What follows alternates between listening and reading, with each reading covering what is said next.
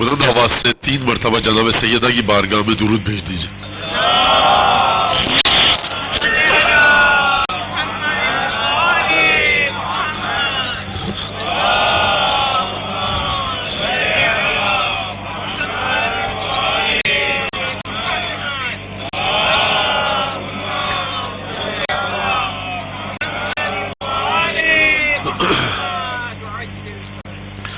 اعوذ باللہ من الشیطان الرجیم. بسم اللہ الرحمن الرحیم. الحمد للہ الذی جعل الحمد مفتاحا لذکرہ وسببا للمزید من فضلہ ودلیلا علی آلائہ وعظمتہ. الصلاة والسلام علی عبدہ وامین وحیہ وخاتم رسله سيدنا ومولانا أبي القاسم محمد وعلى أهل بيته الطيبين الطاهرين الذين أذهب الله عنهم الرجس وطهرهم تطهيرا. واللعن الدائم على أعدائهم أجمعين. أما بعد فقد قال الله تبارك وتعالى في قرآنه المجيد وفرقانه الحميد وقوله الحق وهو أصدق القائلين. أعوذ بالله من الشيطان الرجيم. بسم الله الرحمن الرحيم.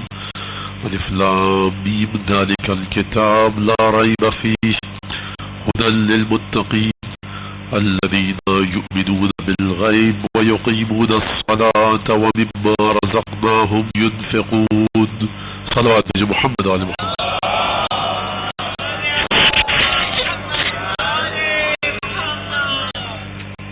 عزیزان گرامی، تیسری تقریر کا سلسلہ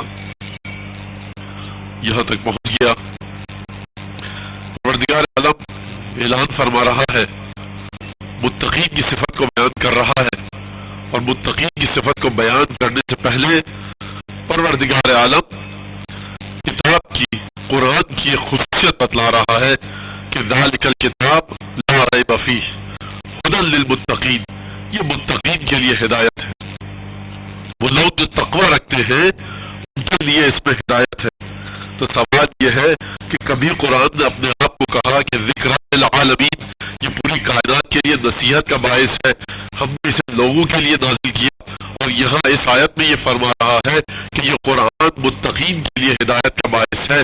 اگر وہ شخص کے جو تقوی کی منزل پر آ چکا ہے، متقی بن چکا ہے، ہدایت کے مرحلے پر آ چکا ہے، ایسے ہی ہے نا، جو شخص تقوی اختیار کر چکا ہے، جس کے پاس تقوی موجود ہے، وہ ہدایت پر آ چکا ہے. اگر ہدایت پر آ چکا ہے تو پھر کتاب کو نازل کرنے کی ضرورت کیا ہے؟ پروردگار فرما رہا ہے اس کتاب سے صرف صاحبان تقوی ہی ہدایت پا سکیں گے. پروردگار، اگر تو نے یہ کتاب متقیوں کے لیے نازل کی ہے تو تیرے حبیب نے مکہ کے فاسق اور فاجر گناہگاروں کے سامنے اس کتاب کو کیوں پڑھا؟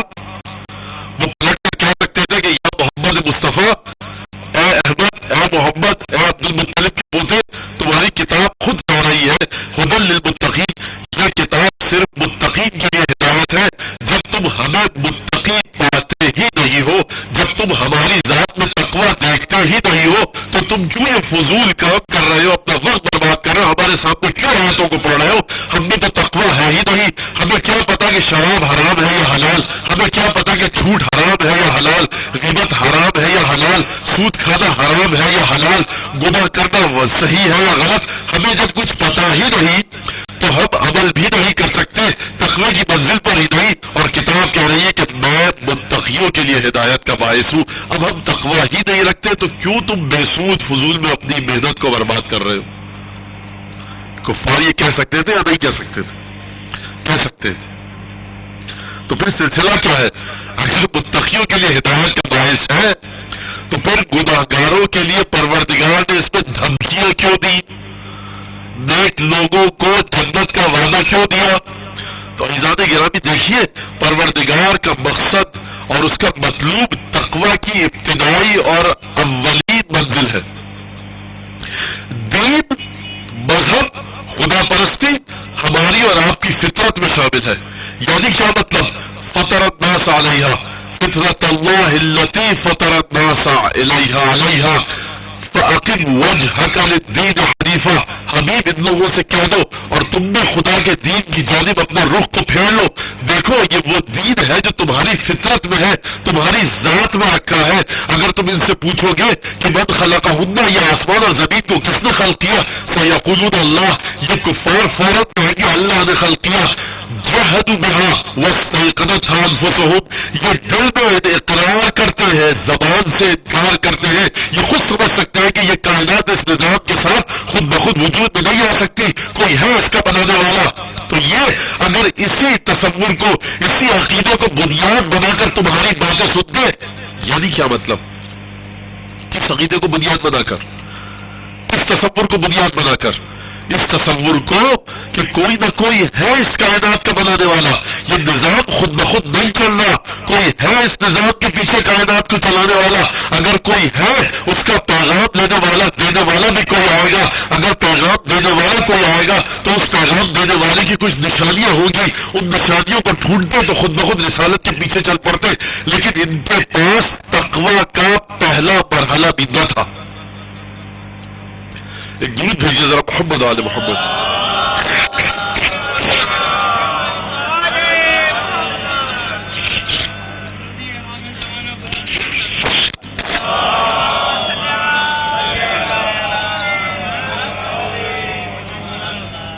تقوی کا پہلا مرحلہ کیا ہے؟ گناہ نہ کرے. اس سے بھی ایک پہلا مرحلہ ہے. بولنا یہ کون سا مرحلہ ہے؟ اسلام نے بتایا بہت سیدھے سادے انداز میں, احبب لغیرک ما تحب لنفسک. یہ بہت سیدھی سی بات ہے. دوسروں کے لیے وہی پسند کرو جسے تم اپنے لیے چاہتے ہو. بہت سیدھی سی بات ہے یہ. اب یہاں پر اکثر میں کہتا ہوں, زندگی کے بہت بڑے گوشے کو یہ چیز ہمارے کور کر لیتی ہے. آپ جو اپنی بہو سے جس چیز کا مطالبہ کرتے ہیں, اگر آپ کی بیٹی جو دوسرے کے گھر میں بہو بن کے گئی ہے اس سے انہی چیزوں کا مطالبہ کیا جائے, آپ کو برا لگتا ہے؟ اچھا, وہ لوگ جن کی بیٹی اور بیٹے ہیں, بہو اور داماد والے, وہ ان سے مخاطب ہوئے. آپ چاہتے ہیں آپ کی بیٹی ہر ویکینڈ پہ آپ کے گھر آئے, آپ کا داماد نہیں آنے دیتا. سیدھی سی بات, ایک مثال دے رہا ہوں, بڑی پریکٹیکل زندگی کی. آپ کو برا لگتا ہے لیکن آپ اپنی بہو کے سلسلے میں مخالفت کرتے ہیں کہ وہ اپنے مائکے جائے. یہ ڈبل اسٹینڈرڈ کیوں ہے؟ آپ اپنے بیٹے کے بارے میں یہ چاہتے ہیں کہ آپ کا بیٹا آپ کے پاس آئے, بیٹھے, بات چیت کرے. آپ اپنے داماد کے بارے میں یہ کیوں نہیں چاہتے کہ وہ بھی اپنے ماں باپ کے پاس جائے؟ دنیا کی کسی ساس سے پوچھ لیجئے, وہ کہے گی مجھ سے بہتر کوئی ساس نہیں ہے. اور کسی بہو سے پوچھ لیجئے, وہ کہے گی مجھ سے بہتر کوئی بہو نہیں ہے. یہ جا کر ساس سے پوچھیے کہ بہو کیسی ہے, اور بہو سے جا کر پوچھیے کہ ساس کیسی ہے. بہرحال یہ کوئی فیملی کاؤنسلنگ نہیں ہو رہی یہاں پر, ایک بڑی پریکٹیکل مثال دینا چاہ رہا تھا. اگر آپ کسی کمپنی کے مالک ہیں, کسی جگہ پر مینیجر ہے, اکاؤنٹنٹ ہے, کچھ لوگ آپ کے نیچے کام کرتے ہیں, ماتحت ہے, آپ کیا چاہتے ہیں کہ آپ سے آپ کا باس کس طرح سے برتاؤ کرے, اسی طرح سے اپنے ماتحتوں کے ساتھ برتاؤ کیجیے. آپ کو برا لگتا ہے آپ کا باس جب آپ کو بدتمیزی سے بلاتا ہے, آپ اپنے ماتحتوں کو تمیز سے کیوں نہیں بلاتے؟ آپ چاہتے ہیں کہ آپ سے غلطی ہو گئی تو کڑا اور سختی کے ساتھ کوئی آپ کا مواخذہ نہ کرے, آپ کی کھال نہ کھینچے. لیکن ہم لوگ یہ چاہتے ہیں جب ہمارا پیچھے والا کوئی غلطی کرے تو ہم اس کی کھال کھینچ دیتے. تقوی کا پہلا مرحلہ یہ ہے, اور اس تقوی کے مرحلے کے لیے نہ اسلام لانے کی ضرورت ہے, نہ شیعہ کی ضرورت ہے, نہ سنی کی, نہ بریلوی, نہ دیوبندی. سیدھا سا قانون ہے, آپ جس مذہب کے بھی ماننے والے, احبب لغیرک ما تحب لنفسک. جو چیز دوسروں کے لیے پسند کرتے ہو وہ اپنے لیے پسند کرو. آپ کو برا لگتا ہے کوئی آپ کو سلام نہیں کرے تو آپ اپنے بڑوں کو اسی طرح سے سلام کرتے ہیں. بہرحال بہت لمبی ہو جائے گی, چھوڑ دیجیے. اب کفار مکہ تقوی کا پہلا مرحلہ نہیں تھا. کیا نہیں تھا کہ جب آپ عربی کی آیات سن رہے ہیں, اس کے مطالب ایسے ہیں، مضامین ایسے ہیں کہ آیات آپ کے دل پر قبضہ کر رہی ہے، آپ کے فصحاء بلغاء اس قرآن کا جواب نہیں لا پا رہے، رسول خدا کی سیرت میں آپ کو کوئی نقص نہیں دکھ رہا، ختمی مرتبہ کے کردار میں آپ کو کوئی خامی نہیں دکھ رہی، ختمی مرتبہ جس گھر میں پیدا ہوئے اس گھر میں آپ کو کوئی خامی نہیں دکھ رہی، بادر گرامی تقوی کے بلند ترین مرحلے پر ختمی مرتبہ کی باپ دادا اعلیٰ ترین کردار کے مالک کتاب جو یہ پڑھ رہا ہے وہ بہترین کتاب ہے، ذرا سوچیے تو صحیح کہ کہیں یہی تو آپ کے خدا کا بھیجا ہوا پیغمبر نہیں ہے؟ آپ دوسروں کے بارے میں توقع رکھتے ہیں نا کہ وہ آپ کی بات سنے، سوچے، سمجھے اور پھر اس کے بعد اس پر کوئی فیصلہ کرے، تو خدا کے لیے مکے کے کفاروں سے یہ کہا جا سکتا ہے کہ تم بھی ذرا پیغمبر کی بات سنو، سوچو اور اس کے بعد فیصلہ کرو کہ یہ سچا پیغمبر ہے یا جھوٹا۔ تو تقوی کا پہلا مرتبہ کیا ہے؟ پہلا مرحلہ انصاف کے ساتھ کام لینا، اور جب انصاف کی بات آتی ہے تو یہ وہی ہے بات جو میں نے عرض کی کہ ہدی للمتقین، اگر تقوی ہے تو پھر آگے ہدایت ہوگی۔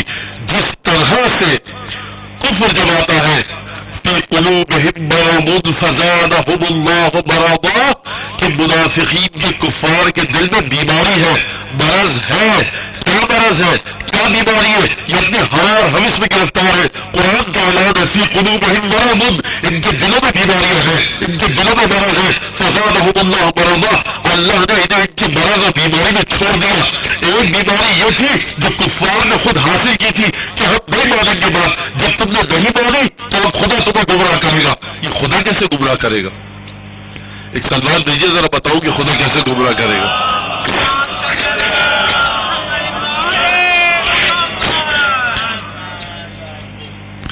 عزیزان گرامی، جب خدا نے قرآن بھیجا کہا کہ یہدی بہ کثیرا ویضل بہ کثیرا، کہ اسی قرآن کے ذریعے بہت سے لوگ گمراہ ہو جاتے ہیں اور اسی قرآن کے ذریعے بہت سے لوگ ہدایت پا جاتے ہیں۔ اگر ہدایت اور گمراہی قرآن کے ذریعے ہوتی ہے تو قرآن تو کہہ رہا ہے کہ وہ متقین کے لیے ہدایت ہوں، اور قرآن کہہ رہا ہے میں لوگوں کے لیے، ناس کے لیے ہدایت ہوں، تو یہ مسئلہ حل کیسے ہوگا؟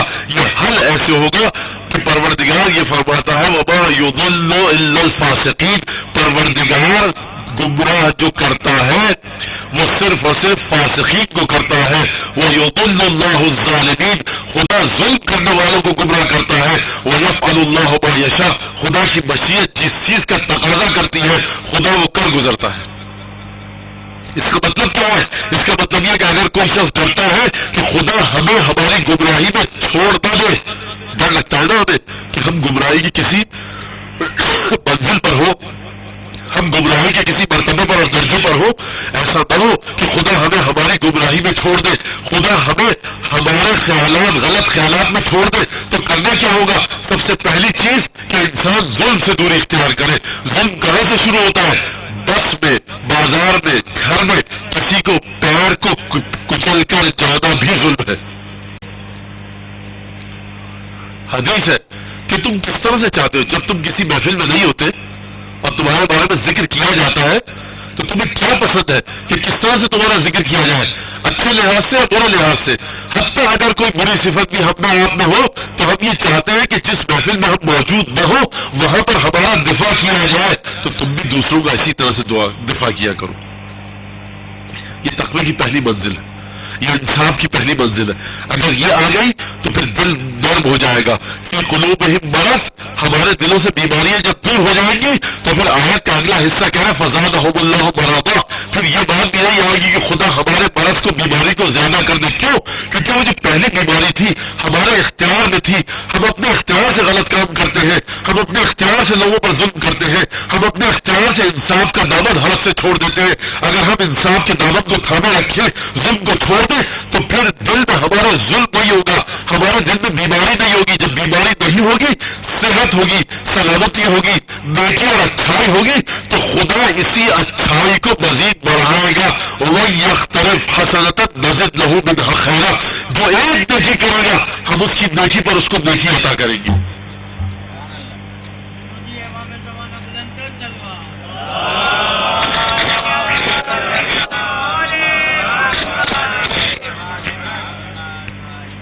تو عزیزان گرامی،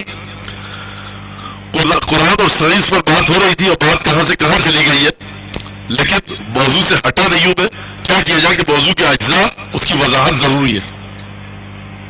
تو دیکھیے عزیزوں، یہ غیب کا مسئلہ، یؤمنون بالغیب، یہ بڑی عجیب چیز ہے کہ کس طرح سے انسان غیب پر ایمان لائے، کس طرح سے غیب کو قبول کرے.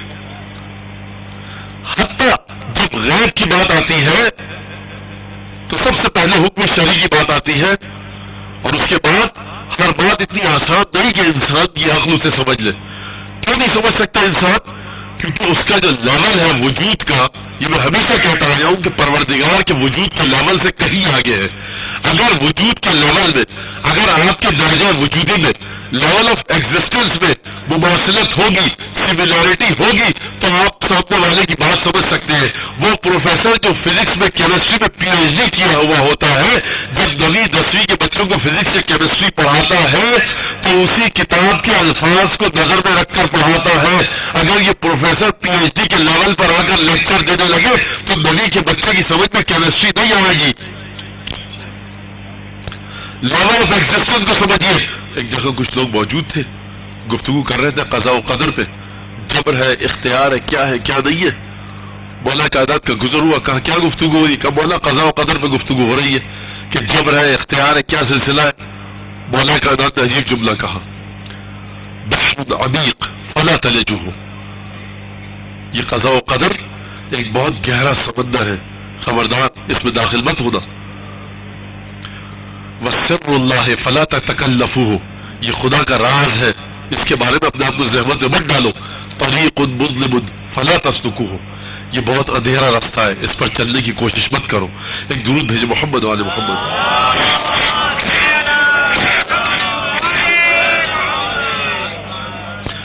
بہرحال بہت سی چیزیں انسان کے اختیار میں نہیں ہوتی، یہ بھی میرے اختیار میں نہیں ہے. آپ حضرات اس بے ادبی کے ساتھ جو میں انجام دے رہا ہوں، ممبر میں میری تقریر سن رہے ہیں، کیا کروں. بہرحال یہ بھی وہی ہے، قضاء و قدر الہی ہے یا میرے کسی گناہ کا نتیجہ ہے مجھے نہیں پتا.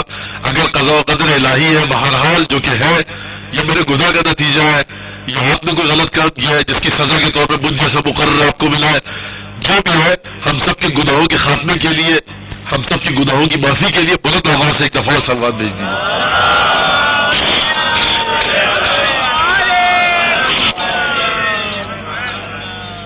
یقیناً تقریر کا سلسلہ ٹوٹتا اور آپ حضرات کو بھی کوفت ہوگی. آپ اتنا قیمتی وقت، مجھ سے کسی بچے نے کہا، دیکھیے آج کل کے بچوں کو بھی اس بات کا شعور ہے. اسکول کالج کی بچی، اس نے مجھ سے کہا مولانا ہم مجلس میں جا رہے ہیں یہاں پر، اور مجھے افسوس ہوتا ہے، اور یہ لوگ قیامت کے دن ہمارے وقت کے ضائع کرنے کا حساب دیں گے. ہم جاتے ہیں مقرر کہاں کدھر ادھر ادھر کی باتیں کرتا ہے، گفتگو کرتا ہے، نہ قرآن نہ حدیث، ہمیں کچھ نہیں پتا کہ امام حسین کیا ہے، زیارات کیا ہے، مرتبہ فضائل کیا ہے، ولایت کیا ہے، اصول دین کیا ہے، فروع دین کیا ہے. ادھر ادھر کی باتیں یہ لوگ قیامت میں ہمارا جواب دیں گے. یہ کوئی 50 60 70 سال کے بوڑھے نے نہیں کہا، یہ 17 16 سال کی بچے اور بچی کے الفاظ ہیں. تو مجھے اس بات کا پورا اندازہ ہے کہ جو ایک دفعہ اور سلوات دیجیے.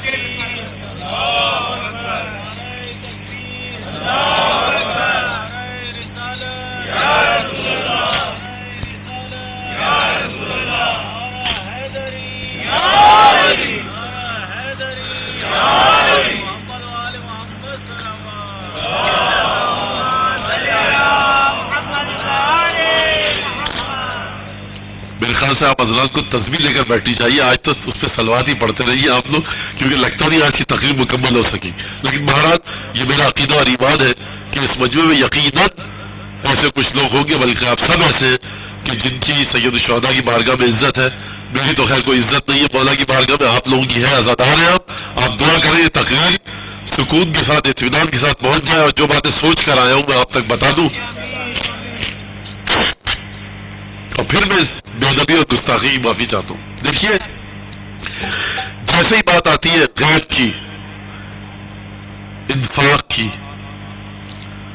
اقام صلات کی، تو اس کے بعد بہت سے سوالات آتے ہیں کہ کیا ہے، کیوں ہے، کیسے ہے، خدا کیسے ہے، یہ سب سارا سلسلہ کیا ہوا. تو اس بات کو ہمیشہ یاد رکھیے گا کہ لیول آف ایگزسٹنس فرق کرتا ہے. اور کل میں نے کہا تھا کہ وہ ایک سیشن چل پڑا ایتھیسٹ ہے. اب بہت ساری باتیں مجالس میں نہیں ہو سکتی، اس کے لیے اب ایک دو چار جملے کہہ کے آگے بڑھ جاؤں کہ آپ حضرات کو مختلف اپنے گھروں میں گرمیوں کی چھٹیاں ہوتی ہیں، کچھ نازہ سیشنز رکھیے علماء کے ساتھ، مولانا حضرات کے ساتھ، کہ جس میں آپ کے خاندان اپنے خاندان کے نوجوان بچے بچیوں کو جمع کیجیے، وہ کھل کر سوالات کر سکے. سوالات کا گلا بند گھوٹیے، سوالات کو پروان چڑھنے دیجیے. یہ مکتب اہل بیت، مکتب سید الشہداء وہ مکتب ہے کہ نہ اس سے پہلے یہ واقعہ ہوا اور نہ اس کے بعد یہ واقعہ ہوگا کہ وہ شخص کے جو دشمنوں میں گھر چکا ہے اتنی آزادی دے رہا ہے کہ چراغ بجھا کے کہہ رہا ہے جس کو جانا چلا جائے، میں اکیلا کافی ہوں. یہ وہ مکتب ہے. تو سوالات کا گلا بند گھوٹیے، سوالات کو پروان کرنے دیجیے. اپنے بچوں کو، بچیوں کو ان کے سوالات کو ابھاریے اور علماء کے ساتھ رابطے میں رکھیے. علماء کو اپنے گھر میں بلائیے، کوئی سیشن رکھیے 1 گھنٹے 2 گھنٹے کا، جس کے ذریعے ذہن میں آپ کے بچوں کے ذہن کھل سکے اور ان کو اپنے سوالات کا جواب مل سکے. اگر آپ نے اپنے بچے اور بچیوں کے ذہن میں پیدا ہونے والے سوالات کو گھوٹ دیا تو پھر ان کے ذہن میں دین کی صحیح تصویر واضح نہیں ہو سکے گی. سب سے پہلا مسئلہ جو آتا ہے غیب کے سلسلے میں وہ حکم شرعی کا آتا ہے. تو یہ حکم ایسے، وہ حکم کیسے، ہم یہ کام کیوں کریں.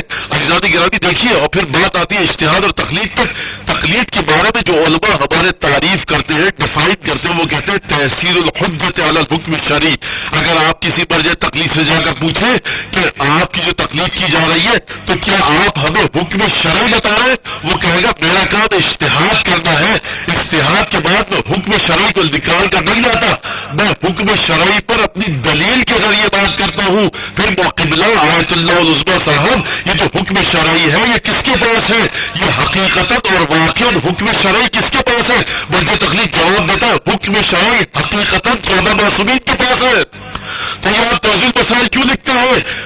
کہے گا، جواب دے گا مرجع تقلید آپ کو کہ یہ وہ میں نے جو دلیل کے ذریعے اپنی محنت کر کے حکم شرعی کو نکالا ہے، میرے اور میرے خدا کے درمیان یہ حجت ہے. قیامت میں قبر پہ جواب دے سکتا ہوں کہ پروردگار تیرا امام میری نظروں کے سامنے نہیں تھا، 14 معصومین سے میرا رابطہ نہیں تھا، تیرا امام پردہ غیبت میں تھا. میں نے احادیث اور آیات کی روشنی میں اپنی پوری محنت کر کے جو میری سمجھ میں آیا وہ میں نے نکالا ہے. ہو سکتا ہے غلط ہو سکتا ہے صحیح ہو. اگر صحیح ہے تو ثواب ملے گا، اور غلط ہے تو یہ معذور ہے مرجع تقلید. کیوں؟ کیونکہ اپنی پوری محنت کرنے کے بعد اس نے اس حکم کو نکالا ہے.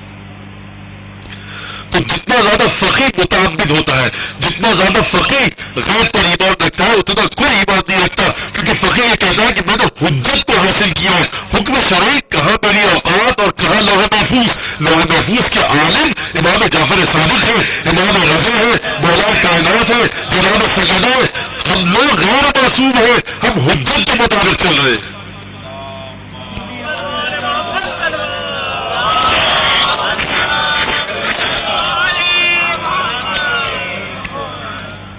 ہم لوگ حجت کے مطابق چل رہے ہیں. ہمارے پاس حجت ہے، دلیل ہے، لیکن حقیقت کیا ہے ہمیں نہیں پتا. بالکل اس کی مثال ایسی ہے کہ جب کورٹ میں جج ایک قاضی دلائل سنتا ہے، دونوں وکیلوں کے فیصلہ دیتا ہے. حقیقت کیا ہے؟ وہ کہتا ہے مجھے حقیقت نہیں پتا، لیکن دلائل سن کر میں اس نتیجے تک پہنچا ہوں. دلائل سن کر میں اس نتیجے تک پہنچا ہوں. اعزازی گرامی، اس قدر شدت کے ساتھ ائمہ نے غیب کو حفظ کیا ہے، اس قدر شدت کے ساتھ کہ ایک شخص آتا ہے مولا کی خدمت میں، کہتا ہے یا اپنا رسول اللہ کوئی ایسی دعا بتلائیے کہ جس کے ذریعے ایمان کو بچایا جا سکے. امام فرماتے ہیں کہ دیکھو یہ دعا پڑھو، یا اللہ یا رحمان یا رحیم یا مقلب القلوب ثبت قلبی علی دینک. یہ شخص کہتا ہے مولا یہ آپ نے دعا سکھائی، اب سنیے کہ میں دعا صحیح پڑھ رہا ہوں یا نہیں. یا اللہ یا رحمان یا رحیم یا مقلب القلوب والابصار. چھٹے امام نے کیا فرمایا تھا؟ یا مقلب القلوب، اے دلوں کے پلٹانے والے. اس شخص نے کیا اضافہ کر دیا؟ یا مقلب القلوب والابصار، اے دلوں کے اور آنکھوں کے پلٹانے والے. امام نے فرمایا بے شک خدا دلوں کو بھی پلٹاتا ہے اور آنکھوں کو بھی، لیکن میں نے کیا کہا تھا وہ پڑھو. عبادت یہ ہے کہ جو میں نے سکھایا ہے وہ پڑھو.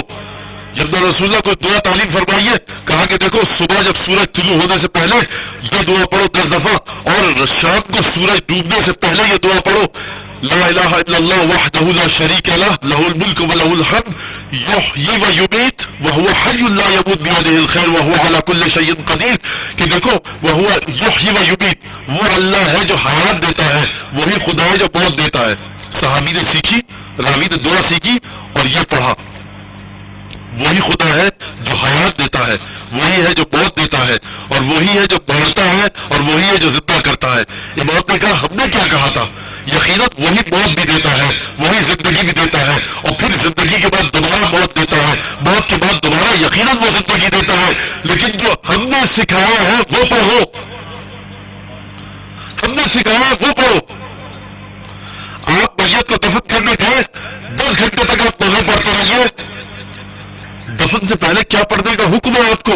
تلقین, نوحہ آپ کے سر آنکھوں پر. لیکن عزیزان گرامی, یہ نوحہ انسانی زبان سے نکلے ہوئے الفاظ ہیں, انسانوں کے خلق کردہ الفاظ ہیں. عصمت کا جہاں گزر نہ ہو وہاں ہر آن ہر لحظہ غلطی کا امکان ہے. ضمانت نہیں ہے کہ قبول ہو یا نہ ہو. اب یہاں پر یہ بات آ گئی تو ایک بات پیش کرتا چلوں. دیکھیے, ہر شخص کو اپنی میت سے مردے سے محبت ہوتی ہے.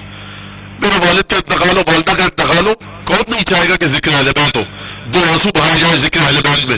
لیکن ہو یہ چکا ہے کہ ہم کبھی جب غلطی سے کہیں تلقین پڑھانے چلے جاتے ہیں تو مرحوم کو جتنے دوہے پسند تھے سارے دوہے پڑھے جاتے ہیں. بہت اچھی بات ہے, سید شہداء کا ذکر ہے, کون روک سکتا ہے. مرحوم کو جتنے قصیدے پسند تھے دفن سے پہلے سب پڑھے جاتے ہیں, کون قصیدے سے نفرت کر سکتا ہے. مرحوم کو جتنی دعائیں پسند تھی سب پڑھی جاتی ہے. عزیزان گرامی, حکم کیا ہے؟ موت کے بعد جلد از جلد مردے کو دفن کرو. آپ کا باپ تھا, میرا باپ تھا, میری ماں تھی, انتقال ہو گیا. میں چاہتا ہوں زیادہ سے زیادہ دوہے پڑے جائیں, مسائل میں فضائل کا ذکر ہو, لیکن یہ بیچارے میرے دوست احباب اپنے آفس کی چھٹی لے کر آئے, ان کا کیا گناہ ہے؟ جو حکم شریعت کا اس کے مطابق چلیے, زندگی کو مشکل مت بنائیے. اکثر میں لوگوں سے کہتا ہوں مولانا حفاظت کے لیے کیا کریں. علماء نے بتایا کہ جب گھر سے باہر نکلو, ایک قدم دہلیز کے باہر ہو, ایک قدم اندر ہو, ایک دفعہ آسمان کی طرف دیکھو, دائیں بائیں دیکھ کے 3 مرتبہ حسین بن علی کو سلام کرو اور حسین کی مسائل پر توجہ کرو. ایک لمحے کے لیے دل میں غم کا تاثر ہوا, گھر سے باہر نکلو. اچھا مولانا وضو ہونا چاہیے یا نہیں, زیارت پڑے یا نہیں, قبلہ رخ ہو یا نہیں. ارے بھائی نسخہ آسان ہے, مشکل خود کر رہا ہو. نسخہ آسان ہے, مشکل خود کر رہے. جب بھی دل ٹوٹے, آنکھوں سے آنسو نکلے, دعا کرو. مولانا کبھی ایسا ہوتا ہے کہ بستر پر لیٹا میں نیند آ رہی ہے, ایک دفعہ مسائل یاد آ, آنکھوں سے آنسو نکل آئے, اسی لیے دعا کیجیے. مولانا جواب دیتے ہیں, اسی لیے دعا کیجیے. مولانا وہ طرف لیٹے ہوتے ہیں, بستر پر ہوتے ہیں, اور یہ ہوتا ہے اور وضو بھی نہیں ہوتا, اور کبھی کس حالت میں کبھی کس حالت میں. ارے حضور آنکھوں سے آنسو نکل آئے, حسین کے خندے میں ایسے حالت ہے. اب کس حالت کا انتظار ہے؟ اب تو جبرائیل آپ پر نازل ہوگا, میکائیل آپ پر نازل ہوگا, حسین بن علی کے غم کا تاثر نازل ہو گیا, رحمت الہی کا نزول ہو گیا. جلدی سے دعا مانگیے.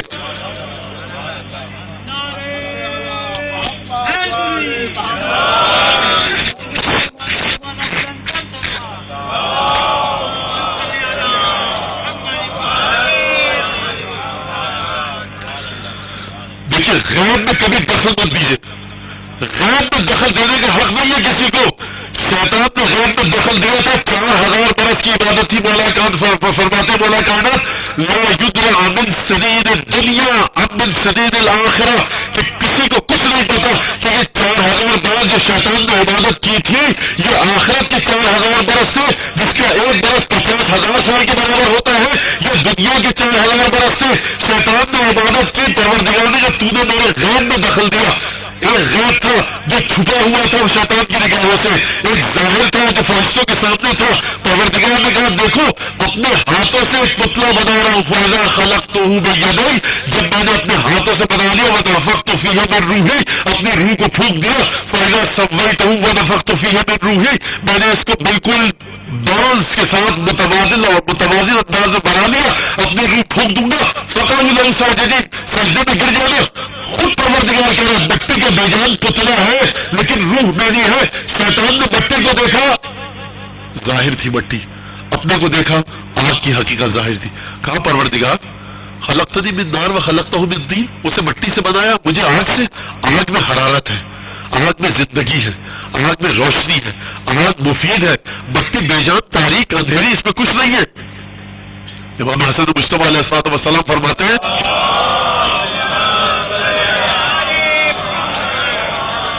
کہ شیطان نے بٹی کے اندھیروں اور تاریکی اور بے جان ہونے کو دیکھا, لیکن وہ جذبہ دیکھ پایا کہ اس بٹی میں پروردگار نے کون سی ایبلٹیز اور صلاحیتوں کو چھپا کر رکھا ہے. غیب کے مقابلے میں اپنے ظاہری علم پر بھروسہ کر کے آیا. خدا کا فخر نکل جائے یہاں سے, تو محدود ہے. غیب کے سامنے کبھی کوئی نہ آئے, غیب کے سامنے کبھی کوئی نہ ٹکرائے. یہ آزاداری سید الشہداء غیب ہے. ایک رٹ لگی ہے میں کیا کروں, مقصد کو سمجھ کر رہیے. ارے بھائی پیچھے چھوڑ دیجیے آپ حسین ابن علی کا, حسین بہت مظلوم ہے, آزاداری کا پیچھے چھوڑ دیجیے. مقصد جو نہ سمجھ پڑا اس کی آزاداری قبول نہیں. کوئی سوال اگر مجھ سے پوچھ رہے ایسا نہ چلا وہاں پر پچھلے سال پتہ نہیں کس کتاب کا نام لیا, کسی نے اپنے گھر میں بیٹھ کر یقیناً میں کتاب لکھی کہ مولا حسین علیہ الصلوۃ والسلام فرماتے ہیں کہ اگر تم نے میرے مقصد کو نہیں سمجھا اور تم نے یہ نہیں سمجھا کہ میں نے کیوں قربانی دی تھی تو تم جتنا بھی روتے رہو کوئی فائدہ نہیں ہوگا بلکہ تم پر لعنت پڑے گی.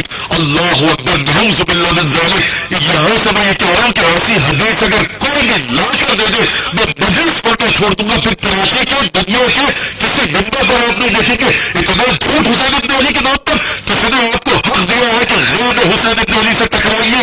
عزیزان گرامی, حسین ابن علی مقصد کیا آزاداری کا, مقصد کیا آزادہ, مقصد سمجھیے. ارے کیا آپ نے رٹ لگا رکھی ہے مقصد کی. حضور کیا بات کر رہے ہیں آپ. اگر ایک بلی کے خوبصورت سا بچہ, بلی کا خوبصورت سا بچہ, بہت خوبصورت سا بچہ تصور کیجئے, بڑی مہنگی مہنگی بلیاں ہوتی ہیں, نیلی آنکھیں, سفید بال, گاڑی کے نیچے کچل کر آپ کے سامنے نہ جائے, افسوس ہوگا آپ کو.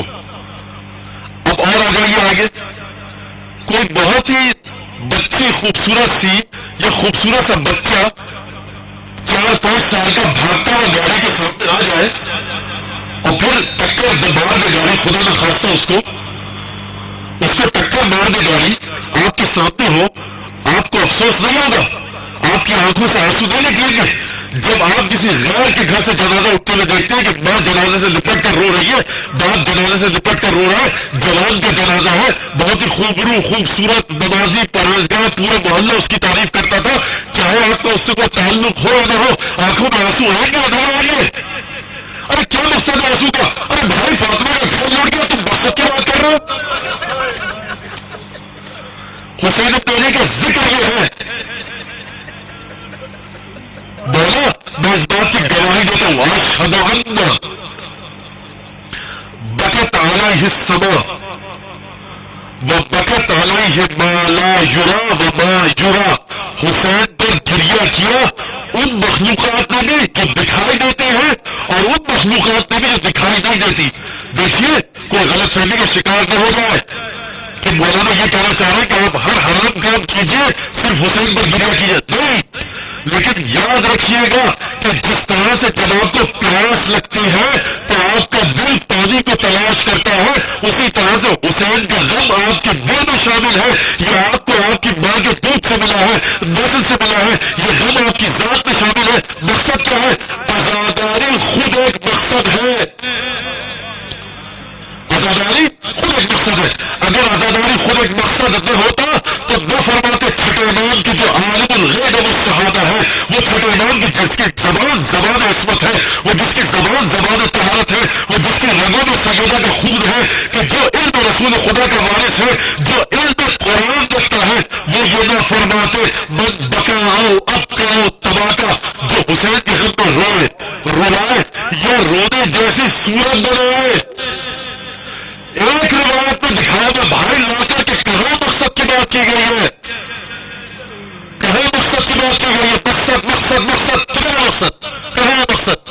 صرف ایک جگہ لکھا ہے معرفت کی بات, وہ ہے من زارہا, پہلے بھی بتا چکا, من زارہا عارفا بحقہا, جو سیدہ معصومہ کی زیارت کرے ان کے حق کی معرفت کے ساتھ.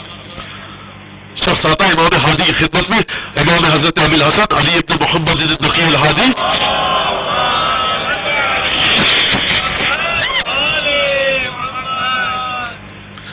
جب بھی سامرہ میں آتا تھا، جب بھی سامرہ آتا تھا مولا کے تحفے لے کر آتا تھا. مذہب کیا تھا اس شخص کا؟ عیسائی تھا. کون تھا؟ عیسائی. ابن رسول آپ سے محبت ہے کیا؟ اب کیا کیا جائے؟ محبت بھائی، کسی کو محبت ہے، کوئی سکھ ہے، ہندو ہے، اس کو محبت ہے حسین سے. اب آپ لاش کہتے نہیں تو مسلمان کیوں نہیں ہوتا؟ میں بتاؤں گا مسلمان آپ کا خدا ہے، آپ کو طاقت ہے اس کا اپنا دین سمجھا دیجیے جا کر. پسند آئے گا کلمہ پڑھے گا، نہیں پسند آئے گا نہیں پڑھے گا. یہاں ڈنڈے لاٹھی کے ذریعے تو کوئی مسلمان نہیں ہو رہا نا. اب وہ عیسائی تھا، آتا تھا 10 امام کی خدمت میں تحفے لے کر، مولا سے محبت کرتا تھا. کہا یہ تو رسول اللہ ایک مسئلہ ہے. کہا کیا ہے؟ ابھی میں اپنے الفاظ میں بتا رہا ہوں، وقت کم رہ گیا. کہا کہ مولا محبت آپ سے بہت ہے، لیکن کیا کروں مسلمان ہونے کو دل نہیں چاہتا. اور اگر مسلمان نہ ہوں تو جو آپ نے سب بتایا عذاب قبر یہ سب ہوگا، لیکن مسلمان کو دل نہیں چاہتا. تو مجھے آپ کی محبت کا کوئی فائدہ ہوگا؟ سنیے جملہ. کہا کہ ہماری محبت جو رکھے گا کافر کو بھی اس کا فائدہ ہوگا. اور تیرے نصیب میں نہیں ہے مسلمانوں، تو نہیں بنے گا مسلمان، لیکن یہ اللہ خدا تجھے ایک بیٹا دے گا جو ہمارا سچا چاہنے والا بنے گا.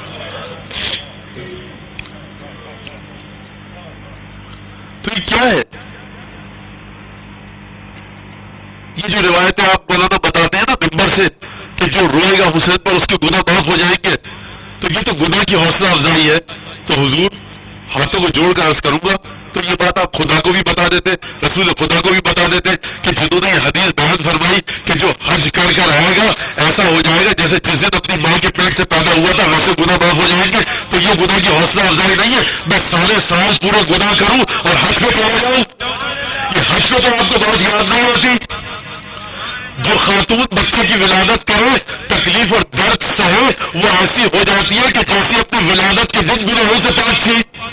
تو اس حدیث کو بھی غلط کر دیجیے، قرآن کی آیتوں کو بھی غلط کر دیجیے. وہ آپ ضرور کا واستغفر اللہ واستغفر لهم الرسول. اے حبیب اگر یہ لوگ گناہ کر کے تمہارے پاس آئے، اللہ کے پاس آئے اور اللہ کا رسول ان کی توبہ کرے، لوجدوا اللہ توابا رحیما. بس اپنے آپ کو رسول خدا تک پہنچا دو اور اس کے بعد اللہ کے رسول سے کہو یا رسول اللہ میرے گناہوں کی مغفرت کی درخواست کیجیے. خدا یہ نہیں کرے ہم تمہاری توبہ قبول کر لیں گے. یہ نہیں کہا کیا کہا لوجدوا اللہ توابا رحیما. یہ لوگ اگر رسول خدا کی بارگاہ میں آئے اور اپنے گناہ کی معافی کی درخواست کرے تو یہ اللہ کو توبہ قبول کرنے والا بھی کہیں گے اور رحیم بھی کہیں گے.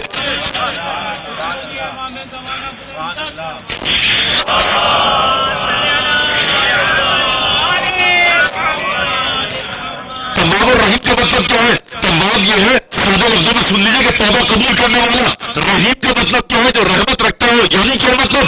یعنی توبہ گناہ کا نام ہے کہ توبہ آپ کرتے ہیں اور ہم کرتے ہیں، گناہ کے بعد توبہ ہوتی ہے. جب گناہگار بن جاتا ہے انسان تو بہت سے پروردگار کی نعمتیں اس تک آنے سے رک جاتی ہیں. پروردگار نے توبہ تو کر لی، آپ کے جرم کو معاف کر دیا، آپ کے گناہوں کو معاف کر دیا، آپ کی فائل کے اوپر سب چیزیں بری جو تھی وہ ڈیلیٹ کر دی، مٹا دی. اب آپ پر رحمت کی بارش کیسے ہو؟ بھائی آپ نے تھانے میں مثال کے طور پہ کہا کہ حضور یہ میرے جرم لکھے ہوئے یا عدالت میں گئے تو یہ ہے ایسا ہے، اس کے بعد جو قانونی کارروائی سے کیا اور آپ کی فائل کو پاک کر دیا گیا. ٹھیک ہے، یہ تو ہوا تواب. لیکن حکومت پر آپ کو رکھے انعام دے کہ آپ نے اپنے گناہ جو مٹوایا ہے تو اس کا انعام بھی ملے گا، یہ کون سی عقل کی بات ہے؟ لیکن پروردگار اتنا رحیم و کریم ہے کہ اگر آپ رسول خدا کے ذریعے توبہ کو قبول کروائیں لوجدوا اللہ توابا رحیما، اللہ تم لوگوں کی توبہ کو بھی قبول کرے گا. اور یاد رکھنا یہ جو توبہ آل رسول کے دروازے پر آ کر کی جاتی ہے نا، یہ جو محبت مصطفیٰ کو وسیلہ بنا کر توبہ کی جاتی ہے، یہ جو پنجتن کو وسیلہ بنا کر توبہ کی جاتی ہے، تو یاد رکھنا یہ توبہ کچھ اور ہے، وہ توبہ کچھ اور ہے. یہ توبہ ایسی ہوتی ہے کہ ہم تمہارے گناہوں کو مٹا دیں گے اور تمہیں جس چیز کی ضرورت ہوگی اپنے جانب سے ہم دولتوں کی بارش بھی کریں گے.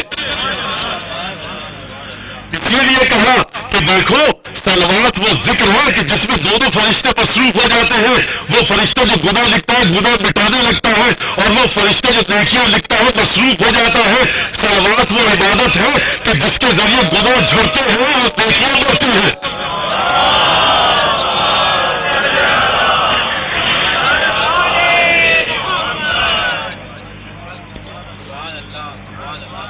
آٹھواں امام حضرت امام ابو الحسن علی بن موسیٰ رضا علیہ السلام فرماتے ہیں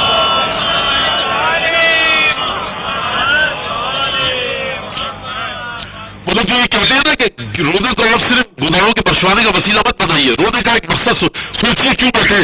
ارے بھیا یہ آ چکا ہے فرش عذاب پر بیچارہ بدنصیب مسلمان, یہ فرش عذاب پر آ کے بیٹھ چکا ہے. آپ اور کیا سوچے, یہ آ چکا ہے اب اور کیا سوچے. میں فرش عذاب پر آ کر بیٹھ گیا, حسین کے مسائل سنوں, گریا آ رہا ہے, دل کی حالت ایسی ہے کہ گریا آ رہا ہے. اب یہ اور کیا سوچے.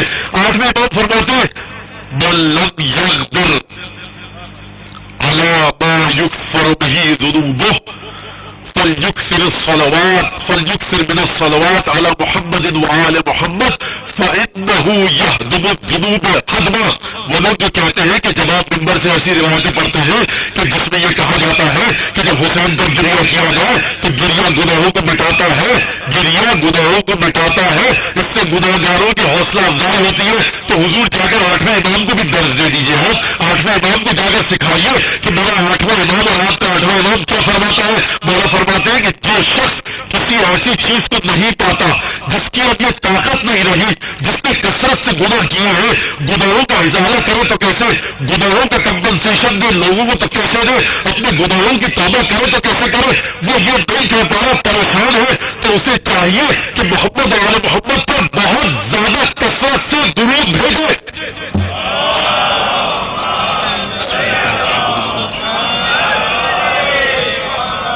اچھا پھر ہوگا کیا, یہ گناہ مٹ جائیں گے. لفظ سنیے فإنه يهدم الذنوب هدما, کیونکہ صلوات بڑا عجیب انداز سے گناہوں کو مٹاتے ہیں. جو نہیں کہ گناہوں کو مٹاتی ہے, کہا گناہوں کو بڑے عجیب انداز سے, خاص انداز سے مٹاتی ہے. تو جا کر آپ درج دیجیے آٹھویں امام کو, جب میں رسول اللہ گناہوں کی حوصلہ افزائی مت کیجیے.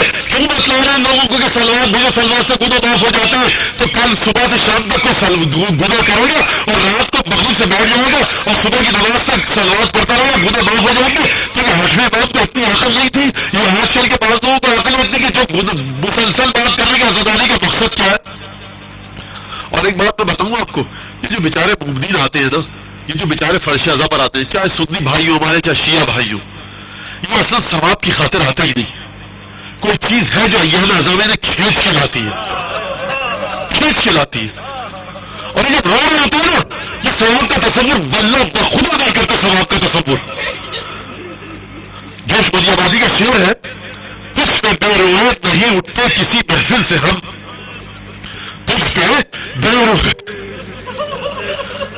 روایت نہیں اٹھتے کسی محفل سے ہم, کیا کریں مجبور ہو جاتے ہیں اپنے دل سے.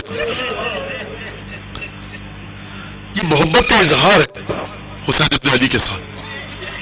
حکم دیا گیا دوستی کا, دوستی کی جب بات آئے گی, کربلا میں حسین کا ایک ایسا دوست ہے بچپن کا کہ روایات میں ملتا ہے کہ مولا حسین ابن علی نے بعض لوگوں خط لکھے, کہا کہ یا حبیب ہماری طرف لا تبخل علینا بنفسک, حبیب اپنی جان کو ہم پر نچھاور کرنے کے سلسلے میں کسی بخل اور کنجوسی سے کام مت لو. حبیب ابن مظاہر یا مظہر ہے ابن رعاب کندی قفاسی, یمن میں پیدا ہوئے. یہ مکہ مدینہ کے نہیں تھے, نہ کوفے سے ان کا کوئی تعلق تھا. حبیب ابن مظاہر یمن میں پیدا ہوئے اور کربلا کے واقعے کے وقت مورخین نے ان کی عمر 75 سال لکھی ہے. مولا کائنات کے صحابی, امام حسن کے صحابی اور امام حسین کے صحابی, تین اماموں کی صحبت کا شرف ملا جناب حبیب ابن مظاہر کو. خصوصیت کیا تھی؟ علماء نے لکھا ہے تاریخ میں کہ کان فقیہا ادیبا فاضلا محدثا عالما بالقراءہ. حبیب ابن مظاہر محدث تھے, عالم تھے, فقیہ تھے, قراءت کا علم تھا. یعنی کیا مطلب؟ یعنی آپ جو ایک بہت بڑے کوئی ایسا نہیں کہ کوفے میں رہنے والا بڑا شخص تھا حسین ابن علی نے اسے بلا لیا. حسین ابن علی نے حبیب ابن مظاہر کو بلا, وکانا حافظا للقرآن, حبیب ابن مظاہر قرآن کے حافظ تھے. خدا آپ کو حبیب ابن مظاہر کی قبر کی زیارت نصیب کرے. کربلا میں جب آپ جائیں گے تو سر مبارک کے پاس سید الشہداء کے حبیب ابن مظاہر کی قبر ہے. اس ذریعے مطہر کے اندر قبر مبارک, اس پر ایک کپڑا پڑا ہے جس پر لکھا ہے حسین ابن علی نے حبیب ابن مظاہر کی قبر پر کھڑے ہو کر کہا رحمک اللہ, حبیب تم پر اللہ کی رحمت, کنت فاضلا وکنت تختم القرآن فی رکعۃ واحدہ. حبیب ابن مظاہر تم بہت بڑی فضیلت والے انسان تھے اور تم ایک رات میں جو 2 رکعت نماز پڑھتے تھے پورا قرآن ایک رکعت میں کھڑے ہو کر ختم کرتے تھے. یہ جو آج کل بعض لوگوں میں آپ کو ملتا ہے نا, یہ کہ انحراف ہے. اچھا مولانا نوحے والوں کے خلاف یہ مرثیہ یا ذاکریہ علماء, مجھے کسی سے کام نہیں ہے. مجھے کام ہے کس سے؟ بختر سے, سید الشہداء کی حدیثوں سے. باقی دنیا جہاں بھاڑ میں مجھ سے کیا لیتا. جس نوحے میں جس مرثیے میں آپ کو ملے انحراف ہے, گمراہی ہے, بس سنیے اس نوحے کو.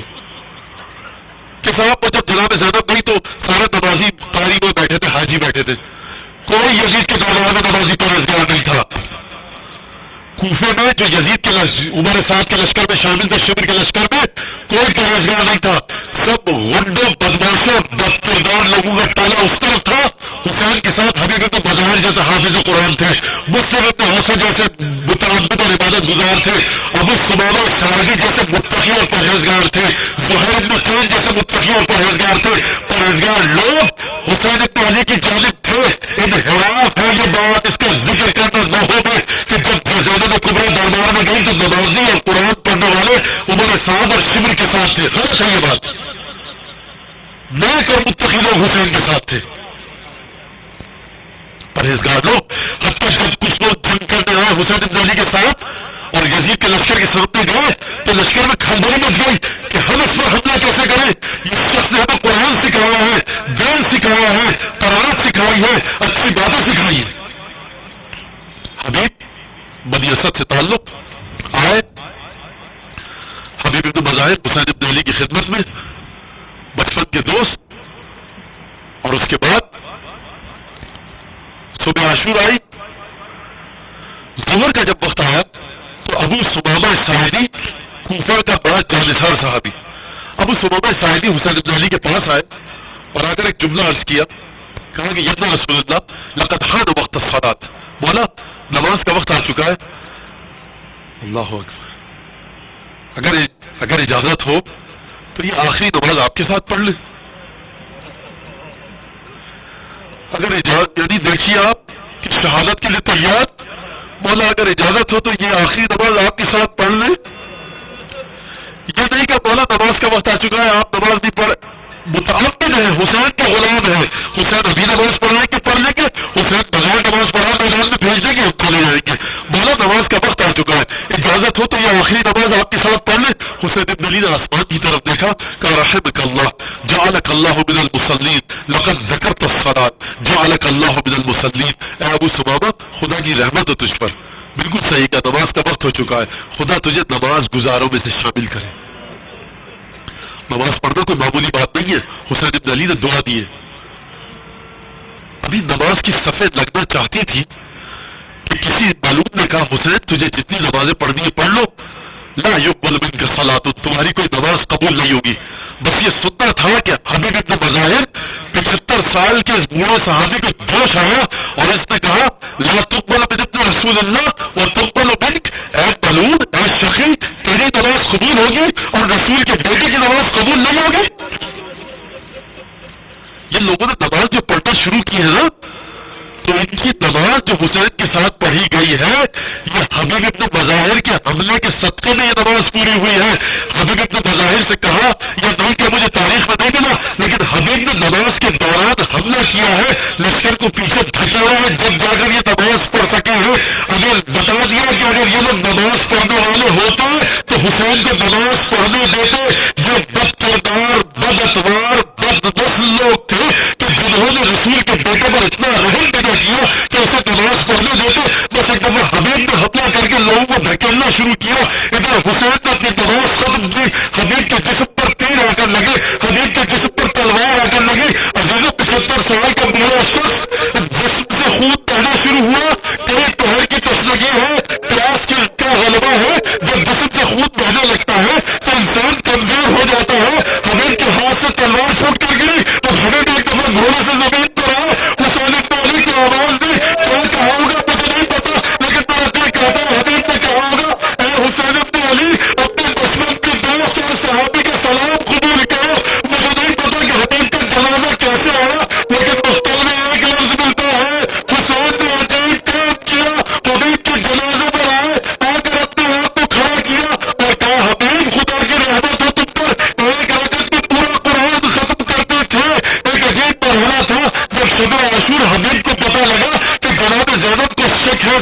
کی وفاداری میں تو وہ سارے صحابہ رہے اور اپنی گردن پر اپنی تلواروں کو رکھا، جناب زینب کے خیمے پر آ کر کہا اے رسول کی بیٹی ہاں نہیں رسیا خود آ جا کرا، اے رسول زادی یہ ہماری تلواریں ہماری گردن پر ہے، آپ تو ہماری وفاداری کا شک ہے، اپنی گردن کاٹ دے گا آپ کا حکم ہو، میں کہوں کہ حبیب تم بھولے سے زمین پر آئے، تمہارا سر کٹا، سر کبھی سے دفت ہوا، جسم کربلا میں حبیب اتنا پاس تھا، اتنا خیال تھا زینب کا، میں کہوں کہ حبیب کاش شام غریبوں میں آتے اپنی شہزادی کو